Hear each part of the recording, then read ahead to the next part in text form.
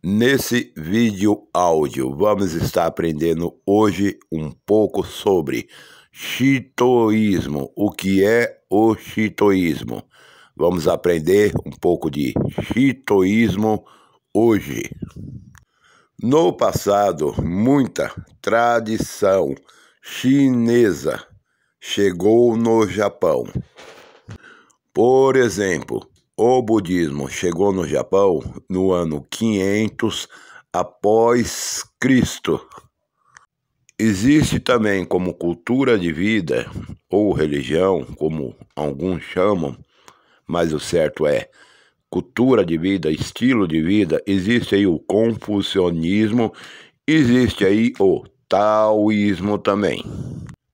Essas três pilastras, esses três nomes que eu acabei de falar, chegou no Japão não como religião, mas sim como uma filosofia de vida, já pontuando. O shintoísmo, ele nasceu no Japão, sendo o shintoísmo se iniciou, a fundação do shintoísmo é japonesa, nasceu no Japão. Lembrando e pontuando que o budismo ou taoísmo, confucionismo, são nascentes chinesa. Sim, origem de nascimento e criação chinesa. Mas vamos lá continuar o nosso tema. Shintoísmo.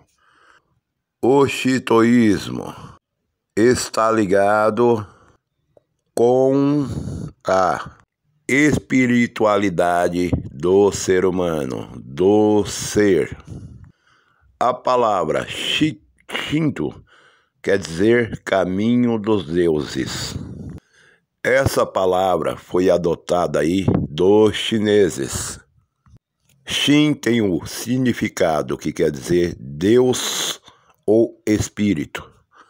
Também vem a palavra aí, alguns chamam de To, outros de Do, mas também tem a origem da palavra To ou Do, que quer dizer estudo ou caminho filosófico. Vem aí da palavra chinesa Tao. A base desse estilo de vida ou cultura de vida, assim como você quiser entender ou chamar, a base é panteísta, porque se busca várias divindades, por isso que é panteísta. Também se trabalha e busca com todos os elementos da natureza. No pensamento, o universo é divino e tudo é ligado. Mas também, ao mesmo tempo, tudo é independente. Todo ser, visível, ou todas as coisas, visível ou invisível, é ligado à mesma fonte. No Japão, existem diversos tipos de religiões diferentes. Se lembra muito a Índia, porque na Índia se adora vários tipos de deuses e de religiões diferentes. Na Índia e no Japão também não é diferente. Se acha que o budismo é predominante, é a maior religião japonesa, mas não é. O budismo está ali no topo da cadeia, mas existem diversas outras religiões ou cultura e estilo de vida, assim como os orientais gostam de dizer ou chamar. Legal, mas vamos voltar a falar do shintoísmo. Os chineses, desde o princípio da nascença, sempre tiveram uma tradição aí religiosa, né? Ou cultura, estilo de vida aí filosófico, né? E os japoneses também, né? Tiveram de buscar a filosofia de vida aí, né? Para a vida deles também, né? Buscar ter um estilo de vida ou uma cultura filosófica própria, né? Aí surge a nascença do shintoísmo no Japão. No Japão existia e existe até hoje algumas divindades que são chamadas de Kami, aquilo que eles chamam no caminho do Kami, semelhante ao budismo, que também se fala assim no budismo, né? No caminho de Buda, né? E também se diz no caminho de Kami. São divindades aí, né? A palavra Kami pode ser uma palavra espiritual ou pode ser uma palavra singular. Ela tem essa moldura aí, ela tem essa diversidade na palavra Kami. Pode ter mais de um significado. Como pode ser também uma palavra aí sagrada. Os Kamis, eles podem ser entidades divinas boas, assim como eles podem ser entidades divinas más. Isso varia e depende muito do momento. Existe aí um livro chamado Kojiki, que foi escrito em 1712. Existe também aí um outro livro chamado Amihon Riki, escrito aí em 720. Por entanto, existem escritos e estudos muito mais antigos. Bom, esses escritos começam ali a narrar, contar nos escritos como os Kamis criaram aí o universo. Porque os Kamis, eles estão dentro da criação, cujo a cultura aí shintoísta. São divindades. As duas principais entidades são o casal Izanama e Izanagi, que é um casal divino. Eles são responsáveis aí pela maior parte da criação, segundo o shintoísmo. Outra Kami muito importante aí nessa história do shintoísmo é Materazo, que seria aí a deusa do sol, ou deusa sol.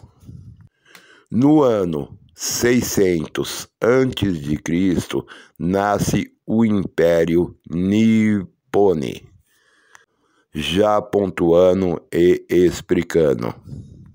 Lembrando também e pontuando que não existe um shintoísmo unificado. Existem aí variações sobre o shintoísmo, já pontuando. Pontuando e lembrando, nós já falamos sobre o budismo, já falamos sobre o taoísmo, agora estamos falando sobre o shintoísmo. Que você pegar o budismo e o taoísmo e comparar com o shintoísmo ele vai mais a fundo nessa questão aí religiosa, nessa questão espiritual, uma ligação profunda. Lembrando que muitos não consideram aí o shintoísmo como religião, mas como um momento aí espiritual, né? Ou como uma cultura, estilo de vida, assim como o budismo, assim como o taoísmo, né? Mas que a gente for olhar mais a fundo por shintoísmo, a gente vê sim, né, uma evolução religiosa grande, muito grande aí dentro do shintoísmo, né? A evolução espiritual. Lembrando e pontuando, mitologia e cosmologia japonesa. Existe aí também a cultura Yamato e aí existe aí também a cultura Izumo, pontuando. No shintoísmo há dois princípios. Quais são? O primeiro é o Yo, que é o princípio ativo. E qual é o segundo princípio aí dentro do shintoísmo?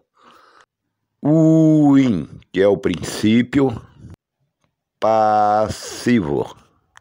Assim nasceu as 7 divindades espirituais aí no shintoísmo, né? Izanagi é o céu, Izamana é a terra. Pontuando e lembrando, são divindades. Legal? Já falei sobre esse casal na sequência do vídeo aí, no meio do vídeo falei sobre esse casal, essas duas entidades. Futuramente vamos estar fazendo outros vídeos de estudo aí para o seu melhor conhecimento, falando muito mais sobre o shintoísmo, sobre o budismo, sobre o taoísmo, que são essas filosofias orientais. Por enquanto, existem outras linhas de estudos. Como eu disse, existe nesse mundo oriental diversas entidades, seres espirituais aí considerados por eles, e também existe ali diversos tipos de cultura ou religião, estilo de vida aí nesse universo oriental. Futuramente estaremos fazendo muito mais vídeos abordando todo esse tema oriental. Quero lembrar uma coisa, qual é a importância do conhecimento, do estudo, da sabedoria? Um maçom, como eu digo sempre, nem que for o básico do conhecimento de cada arritmia, de cada coisa, o maçom tem de ter pelo menos o conhecimento básico. O que são as religiões, o que são aquilo chamado de estilo, cultura de vida, o que são aquilo chamado aí de seitas. Nem que for o conhecimento básico sobre o tema, um maçom deve ter. Lógico que um maçom bem instruído aí, ele tem todo conhecimento sobre cada tema. Mas como eu explico sempre, né? Um maçom, ele tem de ter pelo menos o básico de conhecimento em cada coisa. Legal? Isso é a importância do estudo do conhecimento.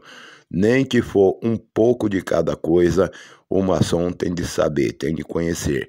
Como eu disse, futuramente vamos estar abordando e falando mais sobre esses sistemas orientais. Um abraço fraternal para todos.